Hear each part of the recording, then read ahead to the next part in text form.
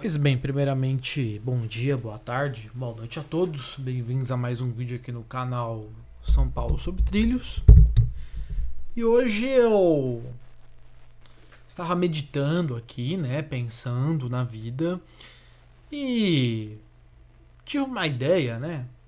Vou fazer um vídeo para esse distinto canal no YouTube para tentar responder uma pergunta provocativa.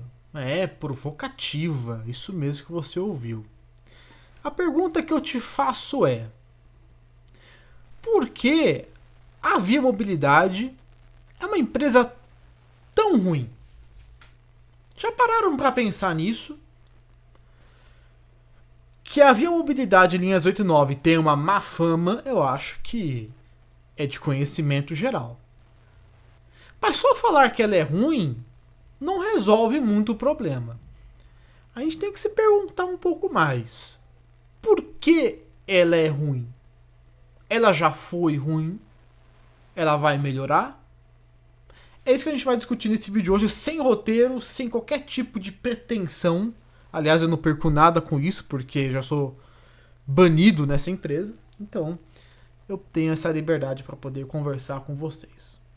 Então vamos lá, né? Vamos começar a nossa discussão. Não tem roteiro, é aberto. É simplesmente a minha visão, né? Só para quem não me conhece, meu nome é Jean, sou tecnólogo em transporte terrestre e técnico em manutenção de sistemas metroferroviários. Então eu entendo um pouquinho do assunto ferrovia, tá? Também sou redator lá no site Metrô CPTM e tenho esse canal no YouTube, né? Há 7 anos. Estamos entrando no 8º ano de canal. Muito bom, povo. Vamos lá.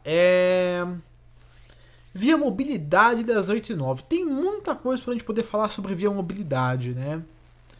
Quem é a Via Mobilidade, hein, cara? Já pararam pra se perguntar sobre isso? Via Mobilidade é a concessionária que opera a linha 8 Diamante, que liga Júlio Prestes a Itapevi, passando pela Lapa, pela Domingos, por Imperatriz, Osasco, Carapicuíba, Barueri, Jandira e Itapevi. E a linha 9, que sai de Osasco, corta toda essa região do Rio Pinheiros até chegar no extremo sul, ali perto do Grajaú e Mendes. Futuramente até Varginha, né? Muito bom, é uma operadora de trens metropolitanos e é uma operadora privada. Vocês sabiam que em São Paulo a gente tem operadoras privadas? Talvez para quem esteja já no canal, não é novidade nenhuma que nós temos operadoras privadas. Mas para quem talvez seja novo no canal, pô, tem operadora privada? Tem umas operadoras privadas. E por que ele é tão ruim, poxa? Não é a iniciativa privada que geralmente presta um bom serviço? Tipo a linha 4 amarela? Pois é, a linha 4 amarela também é o mesmo grupo empresarial que controla a Via Mobilidade, né? Via 4 e Via Mobilidade pertencem ao grupo CCR. São acionistas majoritários. Mas enfim, por onde a gente pode começar, hein? Vamos começar falando do porquê ele é ruim? Por que a Via Mobilidade é ruim? Um bom termômetro para a gente poder ter uma noção disso são as pesquisas de opinião que a concessionária faz todos os anos. 2 vezes ao ano. E nessas pesquisas de opinião, né, me permito usar o próprio Metrô CPTM como fonte, ó, pesquisa de opinião, Via Mobilidade, né? Nas pesquisas de opinião, a Via Mobilidade ela acaba tendo um desempenho muito abaixo do esperado, né? Com aprovações que giram na casa dos 50%, 55%, né? Mas já foi pior. Essas avaliações já foram na casa dos 40% de aprovação. Está muito longe de ser bom, né? Pois bem, por que então as pessoas estão reclamando da operadora? Vamos citar uma questão? Falhas. Algumas que uma pessoa menos quer encontrar no seu caminho do trabalho para casa, da casa para o trabalho, é uma falha. O que é uma falha? Quando um sistema ou equipamento que funciona normalmente apresenta alguma anormalidade que impeça o seu correto funcionamento, a gente pode classificar isso como falha. E o sistema ferroviário, ele é específico, ele é grande. Não só em extensão de dezenas de quilômetros, mas também pela sua abrangência em termos de sistemas distintos. Se a gente focar aqui na estação de Presidente Altino, por exemplo, a gente pode ver algum desses sistemas aqui.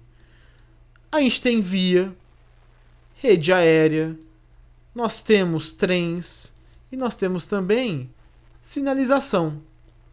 Esses são alguns dos sistemas que uma ferrovia tem e que precisam operar conjuntamente com qualidade para que o passageiro tenha uma viagem confortável, rápida e previsível. Tirando a parte do confortável, que eu acho que é inerente de qualquer ferrovia aqui em São Paulo, né? Afinal de contas, lotação é algo crônico. Todas as linhas em São Paulo são lotadas. Se não for lotada, algum problema existe. Mas para além de ser lotada, a gente tem que pensar muito nos outros fatores. Previsibilidade. A minha viagem dura tantos minutos. O intervalo entre trens é de tanto em tantos minutos. Se a empresa não consegue cumprir com essa regularidade, oferecendo viagens mais lentas ou com intervalos irregulares, o passageiro perde a confiança. E onde acontecem mais esses problemas? Ultimamente, a maioria dos problemas que acontecem na viabilidade são nos trens. O que eu mais vejo como passageiro são trens que estão sujos, trens que não têm um ar-condicionado que funcione, trens com janelas abertas e os marreteiros. São alguns exemplos de problemas. Os marreteiros, especificamente na linha 8, é um problema crônico. Não dá para culpar a concessionária pela festa e as vendas contínuas. Mas a gente percebeu uma queda de qualidade. Então, ela sempre foi assim ruim, as linhas 8 e 9? Nem sempre. Quando a CPT operava as linhas 8 e 9, eu não posso dizer que as linhas 8 e 9 eram vazias ou tinha conforto. Não eram confortáveis. Os trens eram lotados e você tinha que ir em pé na maioria das vezes. Mas você tinha uma certa previsibilidade. Você sabia quando você ia chegar. O ar funcionava. Os intervalos eram regulares. Falhas acontecem em qualquer sistema. Mas um dos fatores que faz com que o passageiro tenha um pouco de desconfiança é a frequência dessas falhas. Hoje é dia 9 de janeiro de 2025. A primeira falha de grande repercussão do ano aconteceu na Via Mobilidade porque 2 pantógrafos quebraram na linha 8. Em 2 lugares diferentes. Então a gente tem que pensar se as ações de manutenção da concessionária são efetivas. Será que são? As falhas estão mostrando que talvez não estejam no nível que seria o adequado, que seria o aceitável. Né? Todo sistema é sujeito a falha. Mas o que inibe a falha é uma boa manutenção. Essa é uma das questões. E talvez faça a viabilidade ser bastante infame. Né? Questões da experiência do passageiro que desaprova o serviço prestado. Existe algum outro motivo? Podemos dizer que sim, alguns motivos mais técnicos. Por exemplo, as falhas que acontecem em alguns ambientes denotam a falta de manutenção, uma estratégia para reparos. Esse é um ponto que prejudica o serviço, afinal de contas, não existe uma boa operação se você não tem uma boa manutenção. E a manutenção é feita aqui em Presidente Altino. Existe algum outro fator? Eu poderia citar, por exemplo, o atraso na entrega de obras. A Viamobilidade ela é responsável durante os primeiros anos da concessão, até porque vamos lembrar, né? As linhas elas são patrimônio do Estado, mas elas são cedidas para a operadora realizar esse processo de manutenção, operação e administração da linha. Certo? E nesse processo ela tem que fazer algumas obras. Obras essas que não foram totalmente entregues. Vamos citar, por exemplo, a Estação Imperatriz Leopoldina, que eu não lembro desde quando ela está em obras. Estação Lapa, Estação Comandante Sampaio, algumas já estão com uma cara um pouco mais de pronta, como por exemplo o Sagrado Coração. Mas tem muita coisa atrasada. Por que está atrasado? Será que houve planejamento adequado? Será que a empresa que eles contrataram não era a melhor empresa? Enfim, não dá para saber. Mas eles estão atrasados na entrega de alguns empreendimentos, o que torna a vida do passageiro mais complicada. Claro que eu não posso esquecer de falar dos recursos humanos, quem trabalha na empresa. Tem muitos pontos a serem colocados aqui. Eu acho que a maioria dos profissionais que trabalham na aviamobilidade são bons profissionais. Mas eu não posso negar uma coisa, até por experiência própria. Será que a concessionária tem conseguido selecionar os verdadeiros talentos da ferrovia? Ou tem contratado pessoas simplesmente se vai dar pela cara da pessoa ou não? Será que vai com a minha cara? Será que não vai? O RH da empresa é bastante questionável, diga-se de passagem. Mas jogar a culpa nos funcionários não é bom. A gente precisa jogar a culpa na administração que talvez não execute um ciclo de treinamentos mais eficientes. Ou até mesmo uma administração que não consiga reter funcionários. Diga-se de passagem, muitos funcionários de médio escalão ou com algum grau de importância operacional estão saindo da operadora buscando oportunidades em outras empresas, como por exemplo a TIC Trens. Aí, como é que fica? Saem possíveis talentos e entra gente sem qualquer tipo de habilidade ou técnica do que se refere à ferrovia. Afinal de contas, não sei se a operadora tem noção, mas você ter uma CNH não é atestado de que você vai ser um bom operador de trem. Você pode ser um bom motorista de carro, de moto, de caminhão ou de ônibus. Mas de trem, tem outras coisas que afetam essa manipulação da ferrovia. Algumas questões a gente pode fazer. Por que, por exemplo, a linha 4 amarela é tão boa em comparação com a 8 e 9, que é tão ruim? É a mesma empresa, porque é tão diferente? Né? Tem várias coisas aqui no meio. O fato da linha 4 ser uma linha nova, com sistemas de alta tecnologia, trens automáticos e totalmente segregada. A linha 8 e 9 é uma linha aberta, muito sujeita a intempéries. A gente tem que colocar também, né, que eventos climáticos extremos acabam tornando, né, uma linha externa mais suscetível a falhas. Isso não tenha dúvida. Mas algumas coisas poderiam ser evitadas com toda certeza. A linha 5 também é da Aviamobilidade, operada por ela, e presta um serviço bom. Não tenho nada a reclamar em relação ao serviço da linha 5 Lilás. É um bom serviço. Né? Mas a 8 e 9 especificamente é um caso sério de como você não deve fazer uma boa administração ferroviária. O que mais a gente pode falar sobre as linhas 8 e 9? A gente pode falar sobre o passado delas. Né? A linha 8 e 9 tem um passado, tem um histórico. Elas não foram inauguradas em 2021, quando a Aviamobilidade apareceu. Acho que foi 2021 que ela começou a operar. Tá, eu tô certo disso? Vamos ver aqui.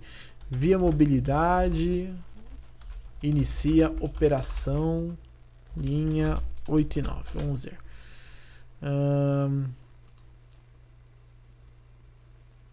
Tá, a partir do dia 27 de janeiro de 2022, tá? A Aviamobilidade começou... Nossa, tá tão cagada aqui o negócio que nem aparece a notícia, né? Maravilha, o site está cagado. Mas aqui pelo menos ele fala que foi no dia 27, né? Vamos ver se consigo entrar de novo. A notícia evaporou, né? Enfim. No Wikipedia deve dizer aqui a data exata. Fundação dia 30 de junho, né? De fato, ela foi fundada antes. Mas a operação mesmo, teria que ter a data aqui? Cara, os caras não colocam a data do negócio. Deve ser janeiro de 22 mesmo, né? Isso, tá aqui, ó, tá no Diário do Transporte, 27 de janeiro, né? Foi quando eles efetivamente começaram a operar. De 22. Então já estamos entrando pro terceiro ano. Antes das linhas 89 ser da Via Mobilidade, elas eram da CPTM. Como eu disse, a CPTM não operava ruim. Tinha falhas? Opa! Tinha falha, com certeza. Mas não com a mesma frequência e nem com a mesma intensidade. A CPTM era uma empresa que ela estava num constante processo de modernização. Ela assumiu as linhas 89 de uma empresa anterior chamada FEPASA, que também era uma empresa estatal ferroviária que hoje não existe mais, ela foi extinta. Da mesma forma, a FEPASA assumiu essas linhas de uma empresa chamada Estrada de Ferro Sorocabana, que também era estatal. Naquela época da Sorocabana, anos 60, 50, 40, essas linhas eram bem ruins. Bitola métrica de 1 metro. Hoje a gente opera com bitola larga, né? Foi feito todo um trabalho de modernização nos anos 70, a primeira grande modernização das linhas 8 e 9.